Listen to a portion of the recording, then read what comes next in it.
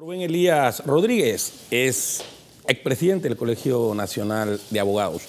Hay un tema interesante que quería abordar con usted y es precisamente un proyecto de fallo en la Corte Suprema de Justicia que mantiene a los magistrados de esa corporación divididos, y es en relación a la inconstitucionalidad del último párrafo de uno de los artículos de la ley de blindaje, que establece, por ejemplo, que si el fiscal magistrado no establece en 10 días el límite para la investigación, entonces se declara nulo, se extingue la acción penal. Y eso ha generado una controversia con los magistrados porque, por ejemplo, Oiden Ortega dice que lo que hay que eliminar es todo el artículo. ¿Cuál es el criterio suyo como jurista? Cómo no, buenos días, Justino, buenos días, amigos televidentes de Canal 21, Next TV. En realidad la posición del magistrado Oiden Ortega me parece que es la correcta. Eso de estar solamente eliminando apéndices de artículos para maquillar disposiciones legales que son abiertamente violatorias de la Constitución Nacional no me parece una conducta aceptable por parte del Pleno de la Corte Suprema de Justicia. Creo que ellos deberían revisar sus decisiones sobre este tema, reflexionar un poco más sobre qué es lo que realmente le conviene al país, porque actualmente nos debatimos entre el concepto de impunidad, en el concepto de aprovechamiento y ventajas de la ley, otros conceptos que nada dicen para construir un país donde haya confianza, donde haya igualdad y donde se respeten las garantías fundamentales y donde todos seamos realmente iguales ante la ley. Entiendo que hay algunos funcionarios que pueden escapar a la competencia en cuanto a su juzgamiento por razones de la jerarquía, pero no en cuanto al propio concepto del delito o en concepto de término, porque para eso todos los maleantes de este país estarían libres, porque los fiscales, usted sabe, que se demoran una cantidad enorme de tiempo para instruir los sumarios, y generalmente usted ve que ni siquiera cumplen algunas veces en llevar a cabo una investigación completa. Y ahí viene el tema de que si se pone 10 días, todos los maleantes van a decir que en 5 días o 10 días o que lo cambien. No, debe de darse el término normal, que será 2 meses, diría yo, para que se complete un sumario, y además se deben garantizar, Justino, todas las herramientas que debe contar un agente del Ministerio Público para que se perfeccione una investigación como debe ser responsablemente. La discrepancia está en que el magistrado Hernández León ha emitido un proyecto de fallo que señala que se elimina el último artículo de fijar el término de la investigación, pero eso a solicitud de una de las personas que solicitó la demanda de inconstitucionalidad. ¿Puede la Corte en pleno eliminar todo el artículo a pesar de que solamente se pidió eliminar el último párrafo? A mí me parece que sí. ¿O incurrimos en ultrapetita, como dicen los abogados? No, en realidad la norma sobre las acciones de inconstitucionalidad establece que si se señala como inconstitucional una norma o parte de una norma y luego de la revisión el tribunal considera que la norma es inconstitucional en todo o en parte, él tiene la obligación de declararlo. Yo creo que allí no había ultrapetita ni extrapetita, porque se trata de asuntos de interés nacional, de interés general, y allí la Corte ejerce una tutela amplia, libre, donde puede decretar la inconstitucionalidad de la norma completa. Otro tema, Justino, es que aquí se dice que el hecho de la existencia de una acción o una petición de inconstitucionalidad que se presentó por uno de los magistrados suspende la continuación de la investigación. Eso no es cierto. La propia Constitución establece claramente que el hecho de hacer advertencias de inconstitucionalidad no suspende el trámite, de modo tal que debe de continuar el trámite, y en el momento de fallar, pues si no se ha fallado el caso, pues no se puede fallar hasta que el Pleno de la Corte se pronuncie respecto a la petición que se formula por medio de esa advertencia. Hay algo que es interesante preguntarle. Por ejemplo, cuando los procesos inician por la calidad de las personas, magistrados, diputados, expresidentes, presidentes, con las reglas de que el término para la finalización del sumario será de 2 meses y en mitad de ese proceso se advierte una inconstitucionalidad, ¿se puede cambiar las reglas a mitad de ese proceso? ¿Es violatorio al debido proceso? Bueno, si lo vemos desde la perspectiva de procedimiento, si es una norma de procedimiento que es violatoria o que se insinúa o se piensa por parte del funcionario de instrucción que viola alguna norma de la Constitución, él tiene la facultad de pedir o de solicitar o de advertir al tribunal competente, que es el Pleno de la Corte, sobre la inconstitucionalidad, pero eso no suspende para nada su aplicación o no suspende el procedimiento, como acabo de decir. Simplemente lo que se mantiene en pie esa advertencia y del Pleno de la Corte Suprema de Justicia declarar la inconstitucionalidad de la norma y estar el asunto en estado para fallar. Todo aquello que haya sido hecho en contravención de esa norma o que haya sido fundada en esa norma inconstitucionalidad adolecería entonces, a mi juicio, de nulidad.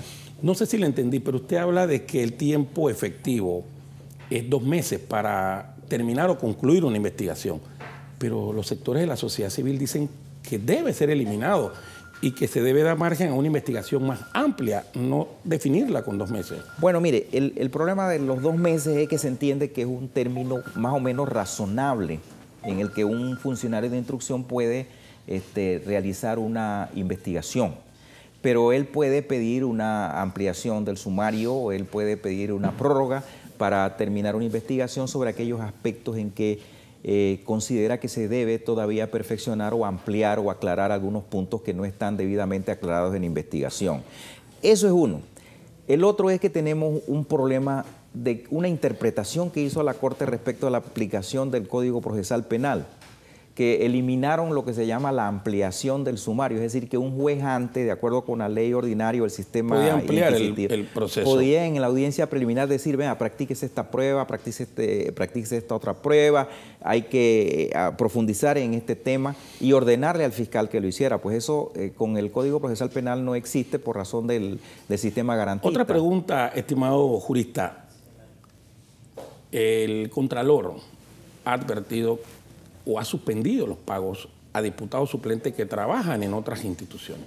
¿Cuál es el alcance de esta decisión? ¿Cuál es el análisis jurídico que podríamos de hacer? ¿Es tan simple como eso o esto tiene un ribete mucho más complejo? Bueno, yo entiendo que la acción del Contralor es correcta porque está fundada en la ley. Él tiene facultad legal para tomar esa decisión.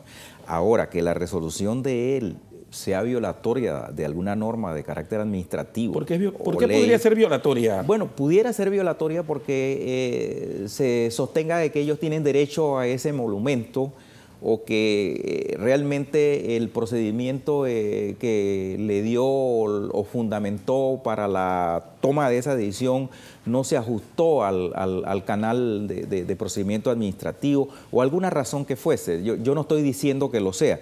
A mi juicio la medida es correcta. ¿Por qué? Porque a mí me parece que el Estado no puede estar manteniendo salarios disfrazados. No es correcto que un suplente, por ejemplo, de diputado de la Asamblea Nacional esté cobrando $1.500 en concepto de gasolina, cuando todos sabemos que él no se consume $1.500 en gasolina. Eso para mí incluso es una forma bastante reprochable en que la misma Asamblea Nacional... Y los que trabajan en otras instituciones... Y los que trabajan en otras instituciones como... ¿Inmoral? Yo no diría como tanto inmoral, sino de aprovechamiento incorrecto de una posición para la cual fueron elegidos y que le da algunas prerrogativas. La Constitución es clara. La Constitución dice claramente de que si acepta otro destino público perderá el cargo. Eso no se ha reglamentado adecuadamente y la interpretación que dio el procurador de la Administración fue un poquito conciliadora, a mi juicio, pues diciendo, señores, solamente se le va a descontar el tiempo que ha estado trabajando en asamblea y que no le dedicó a su trabajo permanente, o sea, a su puesto o a su posición o a su destino público aceptado. Pero el problema es que eso es una materia que debiera de ya legislar la propia Asamblea Nacional.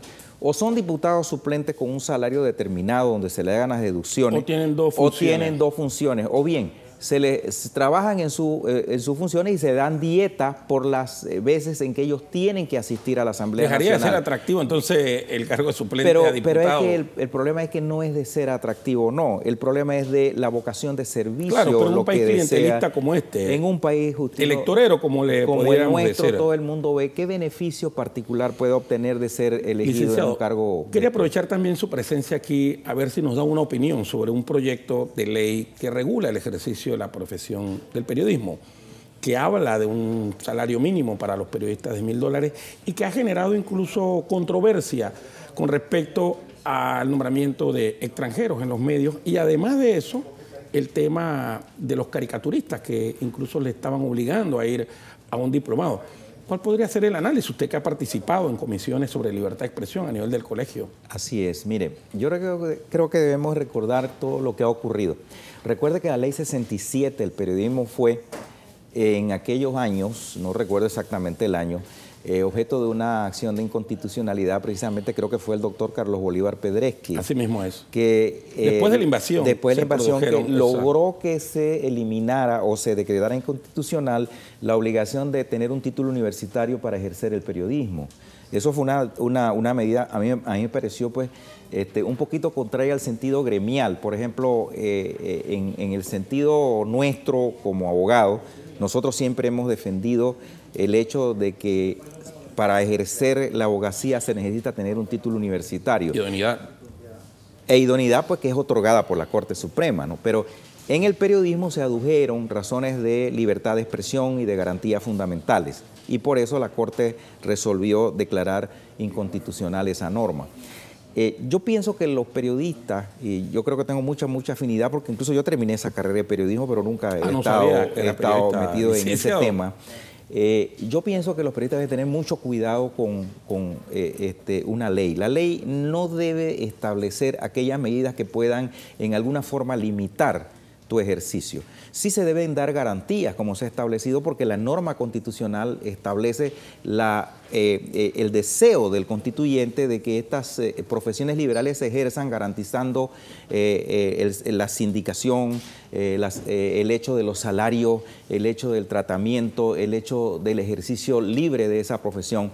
Y así como en otras profesiones existen salarios base, yo sí creo que el periodista en las instituciones del Estado debe tenerla, y no solamente en las instituciones del Estado, debe garantizarse un servicio, porque se trata de un profesional distinguido de la sociedad que cumple un papel importante. Pero que los periodistas tengan cuidado, porque en las redacciones de la ley y en el espíritu de proteger mucho se colocan el dogal en el cuello. Y sobre todo porque los escenarios políticos cambian, licenciado. Hoy estamos en democracia. Por eso mañana podemos estar en un escenario. Por eso le digo que las mismas normas que uno aprobó para los efectos de establecer, por ejemplo, códigos de ética. Códigos de ética es un tema muy importante, pero yo siento que los códigos de ética deben ser aprobados a lo interno por los gremios. Es decir, y dejar así como en la ley de la abogacía. Tribunales de disciplina. Tribunales de honor y disciplina internos que tengan su primera instancia dentro del propio gremio. Ese tribunal puede tener el alcance de suspender a un profesional del periodismo del ejercicio de su profesión si delibera que incumplió sus normas, sí. ¿O eso también es atentatorio y sería ser juez y parte? No, si por ley se faculta a ese tribunal dentro de los organismos respectivos para que él ejecute esa primera instancia y tome medidas de amonestación, de suspensión por términos cortos, y se le da la oportunidad de la doble instancia al periodista para que vaya a un tribunal ordinario o a la corte o algún otro tribunal que se establezca en la ley, me parece que es correcto, porque usted sabe que realmente el concepto de ética y el concepto de ejercicio profesional van muy ligados. Entonces, la sociedad espera un ejercicio ético, y en la medida en que se den los controles internos dentro de la profesión, eso fortalece y dignifica a la profesión.